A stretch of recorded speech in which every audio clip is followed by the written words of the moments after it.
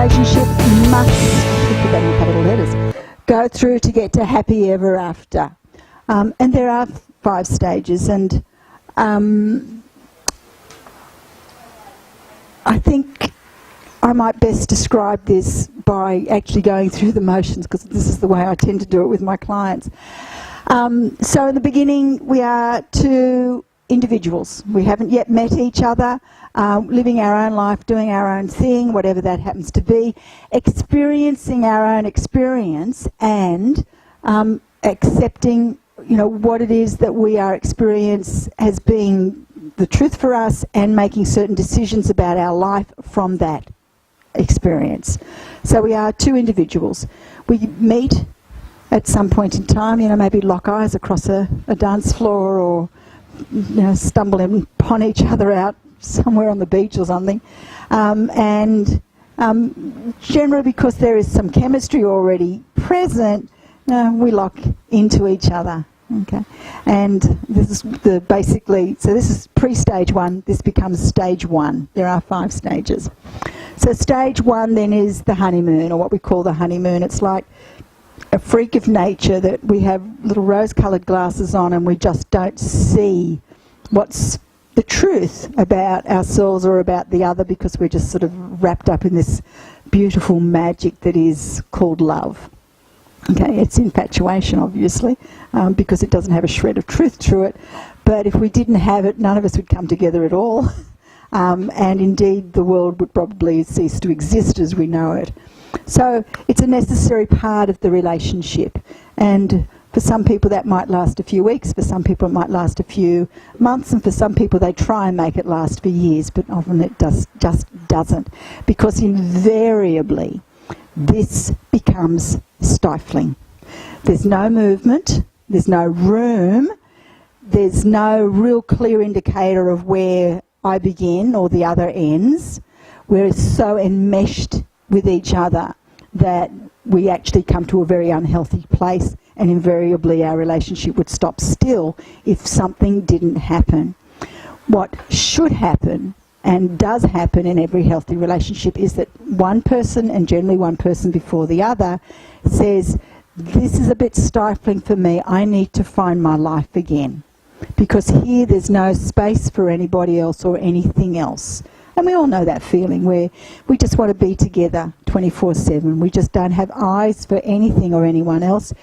We cease to function in any human way, as all we're thinking about all day long is this other person that we want to spend time with. Can't be healthy. So invariably one will pull out, and invariably one will pull out before the other. So we're now at stage 2. The other person then has a couple of choices. If they get the idea that in actual fact what we had was not healthy, and that being individuals, being together is actually a much healthier place, then the best response they can come up with is that, yes, I'm claiming my life as well. Often what happens though, which is not healthy, is that the person who's sort of left behind feels like they're floundering. And the only way they know how to respond, instead of acknowledging that, yes, maybe I need to re-establish my own life, is they do this to try and control the other. So we have now a power struggle going on where one person is trying to take control of the other, and the other is feeling very uncomfortable underneath that. If, however, this person sort of, you know, understands that really this cannot go on forever, it's not healthy to go on forever. In actual fact, we need to be 2 separate people. However, there obviously still needs to be some negotiation as to how we can be 2 separate people living our lives in some degree separate from each other. We'll do that. But we still need to find a way to stay connected.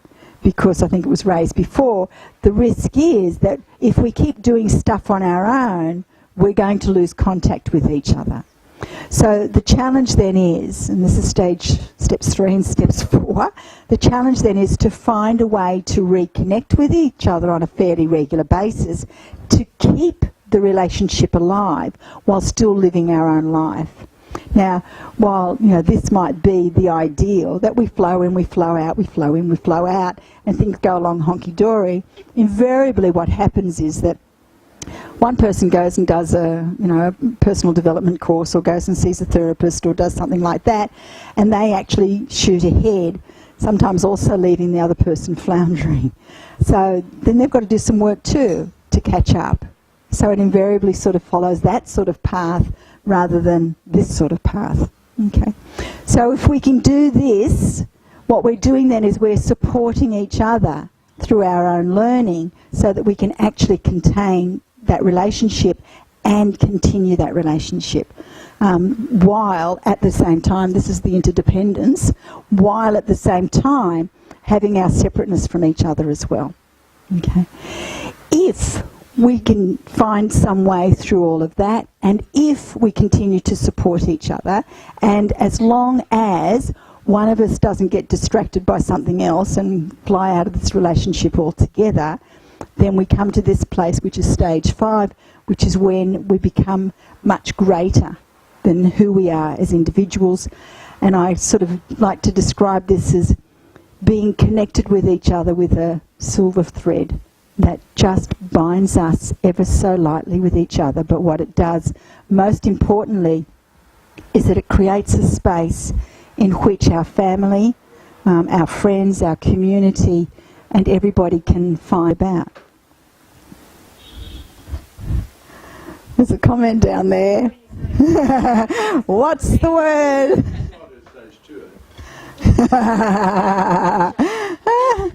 Okay, so you've still got some romance to find. Yeah, absolutely. Okay, so the exercise is, at what stage of the relationship are you? And there should be an exercise in your little folders, which is titled the Couples Diagnostic Questionnaire. So this might take more than the few minutes that we're allowing here, but have a little start with it, and then there'll be something else on your homework list. You can have more homework to do than we've done here in the day. So it is a couples diagnostic questionnaire. Answer the following questions for yourself, and then share your answers with your partner to see what stage you might be in. If your answers are very different, it could mean that you are each at different stages. If this is the case, take some time to discuss how you might get to the next level together, and see how you go. And don't turn over to the last page until you actually are there, because it says something about what it is that you've done with the exercise that might give you some indicators as to what stage you might clearly be at. So just have a little play with that and just see how it goes.